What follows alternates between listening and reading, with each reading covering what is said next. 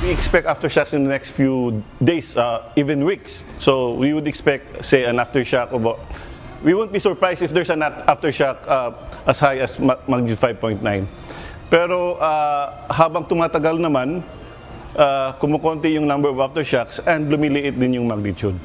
Umabot na sa mahigit 2,000 aftershocks o 2,792 ang naitala ng Philippine Institute of Volcanology and Seismology o PHIVOLCS as of 12 p.m. kanina. Simula ito noong Martes ng gabi, September 30, nang maramdaman ng 6.9 magnitude na lindol sa lalawigan ng Cebu. 14 sa mga aftershocks na ito ang naramdaman. Mula pa noong 1600s o nasa 400 taon na ang nakalilipas, ay ngayon pa lang nakapagtala ng ganito kalakas sa lindol sa naturang bahagi ng Cebu. Ayon kay PHIVOLCS Director Teresito Bacolcol, maituturing ang nangyaring lindol na isa sa The Big One. Yes, this is the big one for northeastern side of Cebu. But there may be, like bigger ones na hindi pa natin nakikita. But as I mentioned, since this is the strongest earthquake in most recent memory, siguro we can say that is the big one for that part of Cebu. Kasi first and foremost is magnitude 6.9. When you say magnitude 6.9, that's considered a strong earthquake. Dagdag pa ng opisyal, ang lalim ng lindol sa Cebu ay 5 kilometers lamang, kung kaya malakas pa rin ito pagdating sa itaas o surface ng lupa dahil mas malapit o maikli ang distansya nito mula sa ilalim pa itaas. Sinabi rin ni Direktor Bacolcol, mapanganib maging sa mga rescuers na nasa area ang mga aftershocks, lalo na ang mga kasama sa search and retrieval operation sa mga nadaganan ng mga gusali at infrastruktura.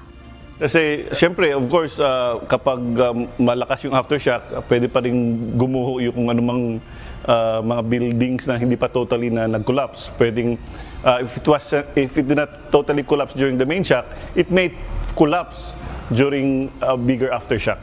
Sa kuha ni Sir JP Ango, kagabi lang na-retrieve ng mga kawani ng Bureau of Fire Protection ang mga labi ng mag-ina sa ilalim ng gumuhong 2-story building sa Bogo City, Cebu sa isang operasyon na posibleng magsapanganib sa mga rescuer. Kaya naman, may bili ng PHIVOLCS sa publiko, lalo na sa mga residente na naninirahan sa mga istrukturang mahina na, kung anong dapat gawin kapag nakararanas ng mga aftershocks. People should be cautious of aftershock. We do the duck cover and hold.